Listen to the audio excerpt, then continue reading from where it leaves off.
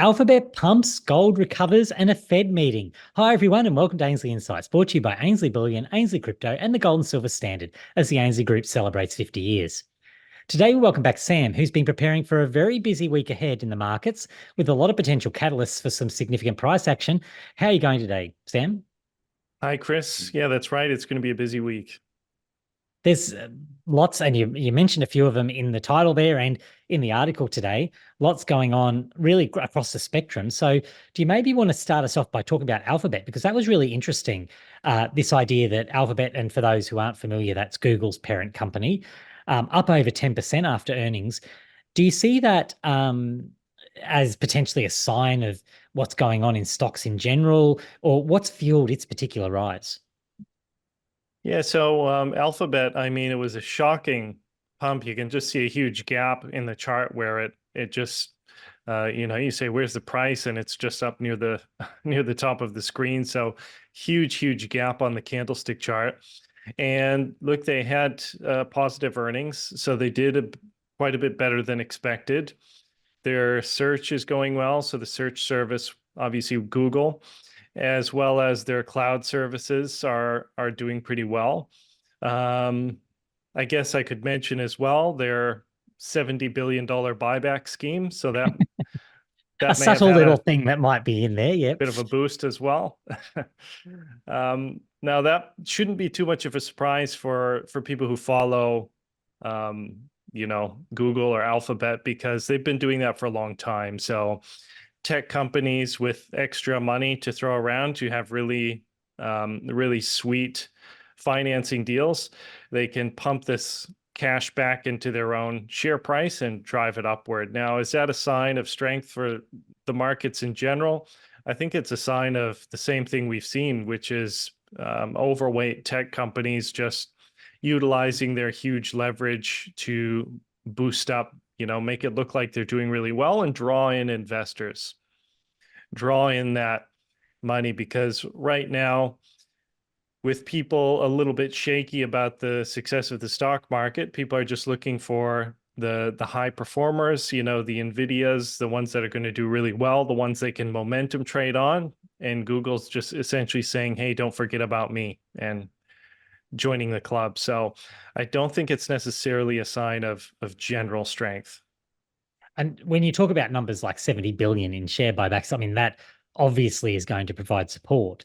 Um, you mentioned the title though, and a big part of the article looking at the Fed and situations around what we can expect this week. Do you see that there's potential speed bumps for equities in the future beyond just what you're seeing in the individual earnings or their ability to manipulate through things like that buyback? Yeah, well, the markets now they're under the impression that anything the Fed does is going to just help the equities, Right. which I think is potentially foolish, because we've seen in the past when they're fighting inflation, they don't mind causing a stock market crash. Even they've had to come out and say, we're not trying to crash the stock market, which shows, some people are thinking that's what they are trying to do. The S&P's printed a really bearish pattern as well, so it's fallen short of its 20-day moving average. And then in just 2 days, we have the Fed's policy meeting, so they could come out and be tough on inflation again, and say we're not going to cut as soon as expected, or they could just say they could just say a word salad and not really say anything, and create fear in the markets just from that. And that's an important point because we've talked about this a number of times. The words can be really important because they can mean something or they can be effectively telling you nothing at all. And sometimes when we think they're telling us something, like we saw earlier in the year where it was really quite strongly worded that we were expecting these rate cuts, they didn't eventuate. So then is it a backpedaling? What's your actual expectation around what we should see later this week? Um, Look, expectation is someone's going to come out with a keyword, or one keyword's going to be said, 2 or 3 times, and that's going to be what the market picks up. Yeah. And I have no idea what that is. If it's going to be, positive or negative, I really have no clue. But ultimately, I don't think that I don't think the Fed's game plan is going to change massively. Hmm. I think it's more like short-term traders looking for a narrative to trade, in the next 1 or 2 weeks, which some longer-term markets are not really paying attention to.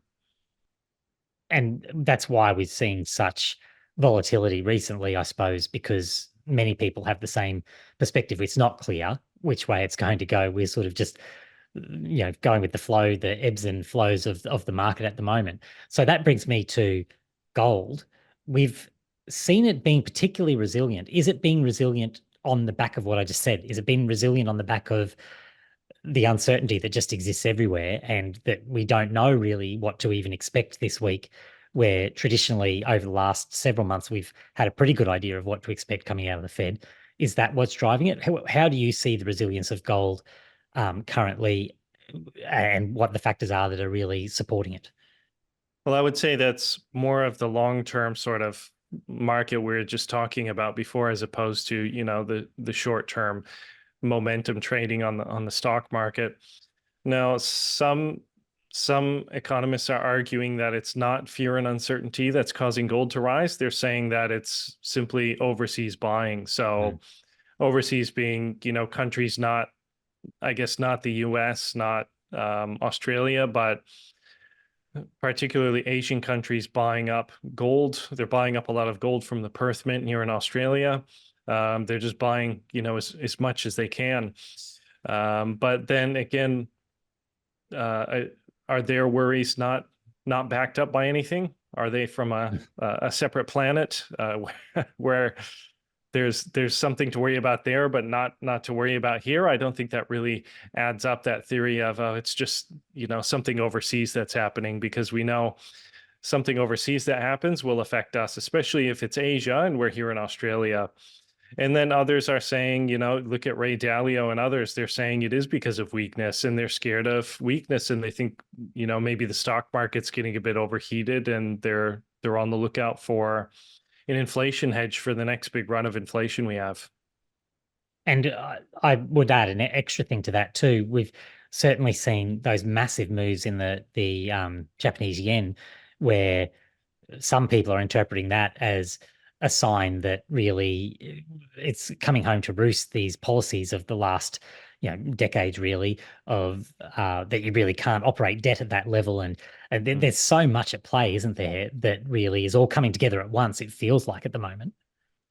Yeah, and Japan, interestingly enough, Japan is a very resilient country in the way that they buy things from everywhere else in the world, and they make really, really good, solid products. Probably the best cars in the world, a lot of the best electronics in the world.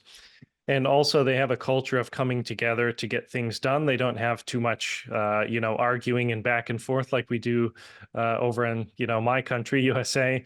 They all seem to just move in the direction, march in the same direction to help get things done. And when they're unable to deal with that monetary policy that we're saying, hey, that looks like a good idea, it's probably not going to work for us even half as well as it worked for them, and even they have to change. So yeah, it looks like that is the beginning of a shift.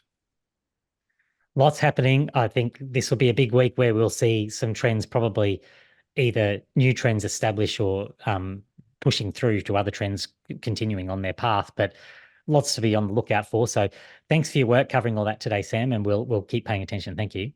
All right, see you next time, Chris. Thanks everyone for watching. We'll chat again soon.